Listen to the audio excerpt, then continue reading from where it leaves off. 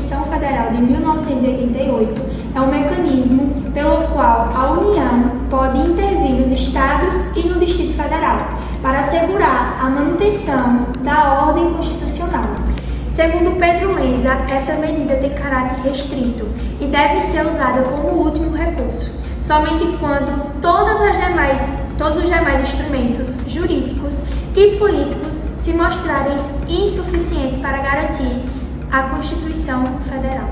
A intervenção não deve ser encarada como uma simples ferramenta administrativa, e sim como uma resposta a crises graves que ameaçam a estabilidade do Estado Democrático de Direito.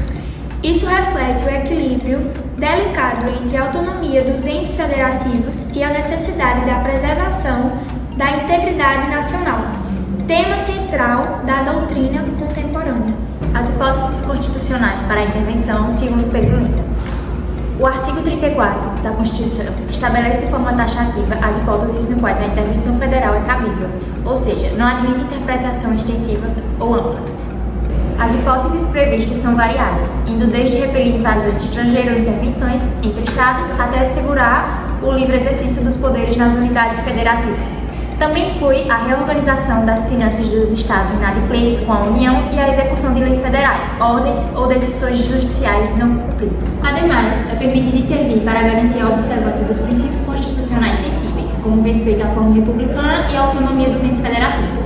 Cada uma dessas situações é caracterizada por uma crise que ultrapassa a capacidade local de solução, justificando a atuação da União. Procedimentos para a decretação e fiscalização da intervenção, segundo Lenza. A competência para decretar a intervenção federal é exclusiva do Presidente da República, conforme o artigo 84, inciso 6, alinha a Constituição. Porém, Pedro Lenza enfatiza que essa prerrogativa está sujeita a procedimentos rigorosos, que garantem o controle político e jurídico da medida.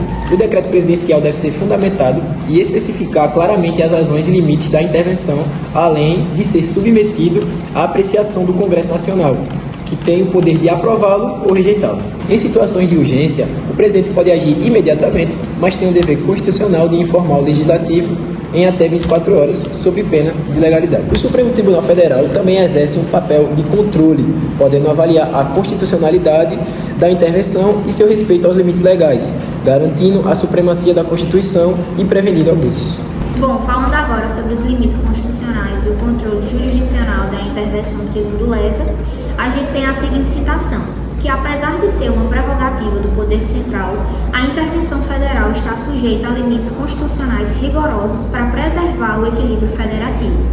Pedro Lenza sublinha que a intervenção deve respeitar os princípios de legalidade, proporcionalidade e necessidade, evitando alguns excessos que possam prejudicar a autonomia dos estados.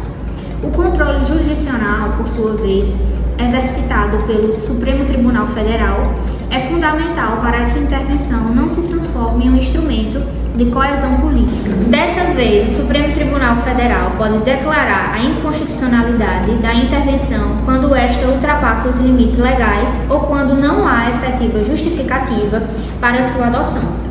Isso reforça a importância da intervenção ser sempre motivada, justificada e limitada no tempo, garantindo assim que a medida cumpra sua função corretiva e restauradora, e não um instrumento permanente do controle. Reflexões críticas sobre a intervenção federal e seu papel no impacto federativo.